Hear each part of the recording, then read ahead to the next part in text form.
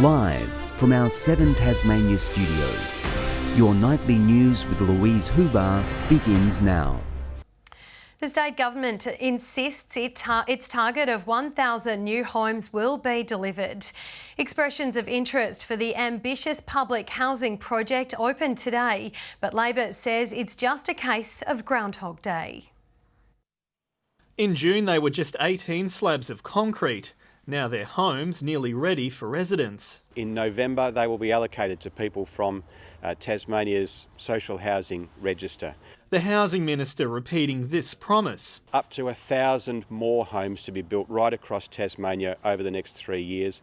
So what were the new details today? The opening of an expression of interest process. Labor says Roger Yench is just playing his policy on repeat. Really, this is a re-announcement of a promise to deliver 1,000 new homes, a number of homes that we know will barely touch the sides in terms of the overall demand for social and affordable housing. The impact of COVID-19 on public housing waiting lists remains unknown. There has actually been some stabilisation in some cohorts. The demand fluctuates quite considerably depending on people's circumstances at any one time. The most recent figures from March had 3,500 applications on the register. Priority applicants were still waiting an average of 59 weeks for a home. New figures are expected to be released later this month. Sean McComish, 7 Tasmania News. Tasmanian gym owners say they're relieved restrictions on facilities are lifting, bringing back 24/7 access and no staffing limits. Safety measures are remaining firmly in place to keep businesses running. Fitness junkies breaking a sweat in this pumping gym, now gearing up to freely hit the treadmills anytime once again. It's definitely great news to hear. All of our members have been waiting patiently for this great news. It's one of our most asked questions on the dailies. Yeah, really exciting that things are heading back to normal for us. Restrictions on 24/7 access said to have been tough for many members here at Anytime Fitness. It just gives them that flexibility to train at any time that they wish, especially good for shift workers who can't actually commit to a time to come in. And obviously exercise plays such a vital role in our mental health. Premises not requiring staff at all times, including sport, recreation and wellness facilities.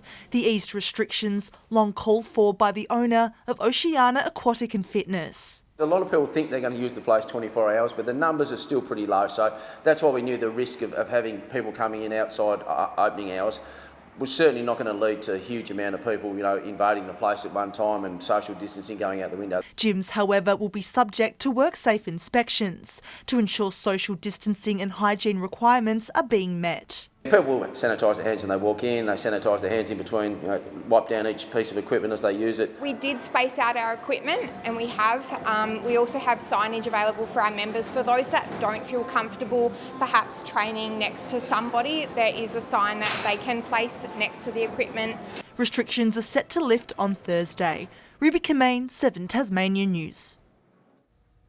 As the state prepares for a lack of interstate help this coming harvest, a new campaign is encouraging Tasmanians to roll up their own sleeves from this weekend.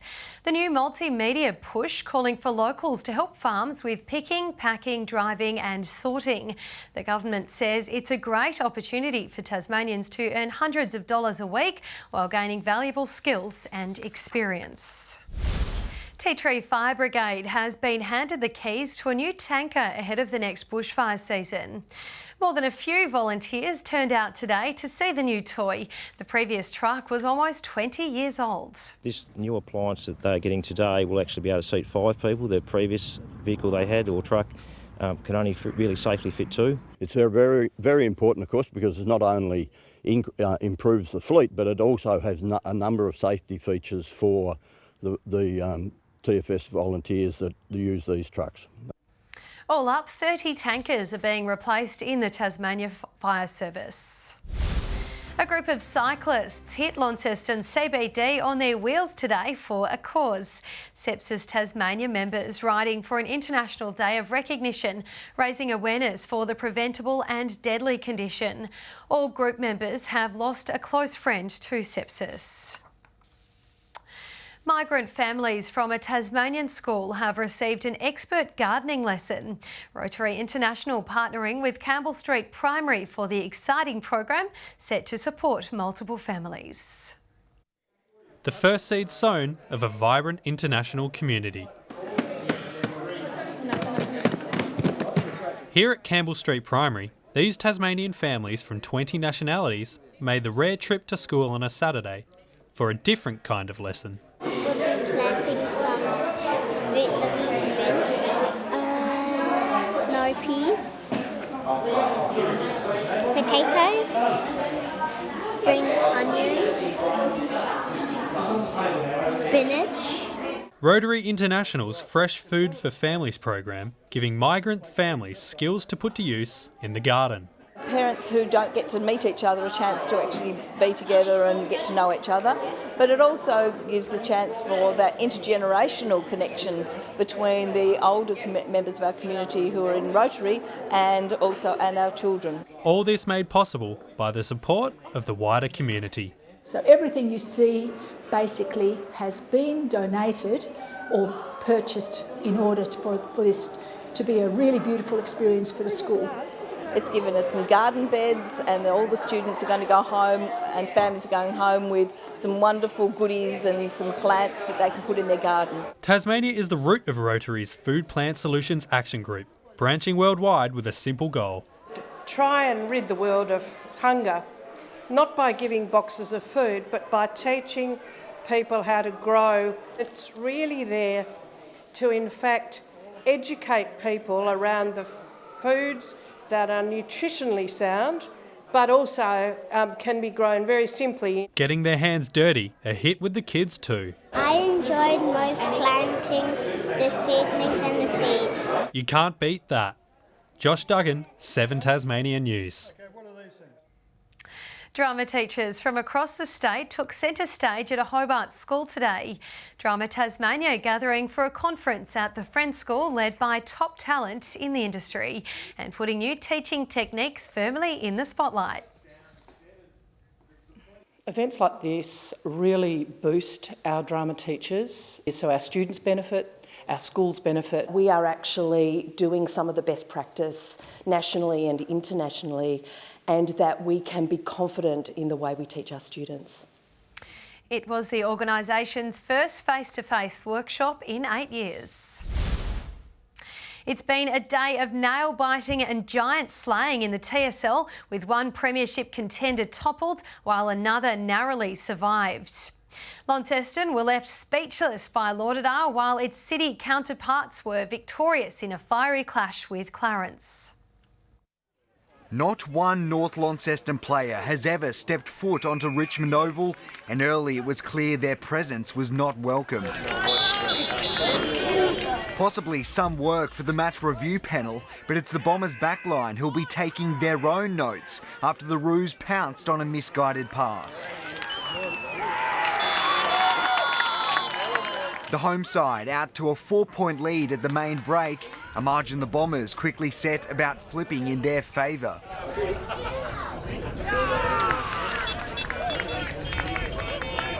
Clarence valiant and were never out of the fight, but it was the reigning premiers who maintained their composure to seal the win. Playing in enemy territory, Launceston had their eyes on the minor premiership, though in the space of only 2 quarters, their jaws were on the floor. Lauderdale booting 10 unanswered majors, shocking and stunning the ladder leaders, rampaging to a 63-point win.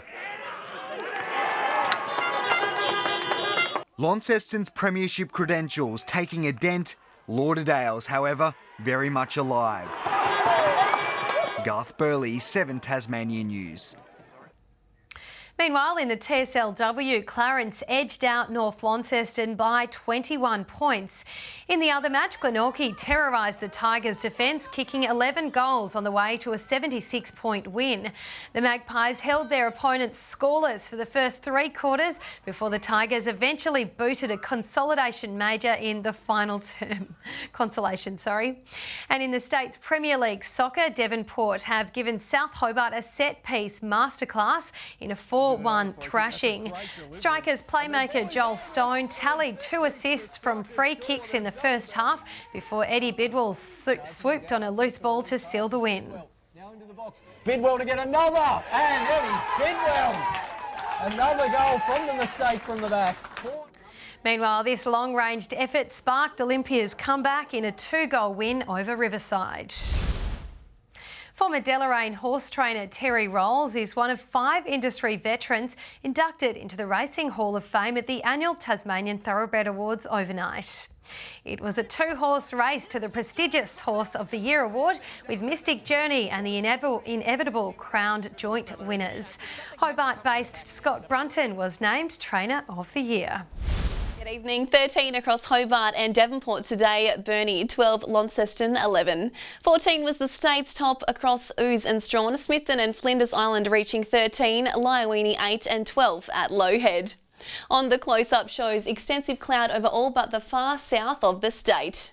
Further out, a frontal cloud band extends from the Western Bight across northern Tasmania and Victoria to New Zealand. Tomorrow, a cold front approaches Tasmania from the west while high pressure dominates over WA.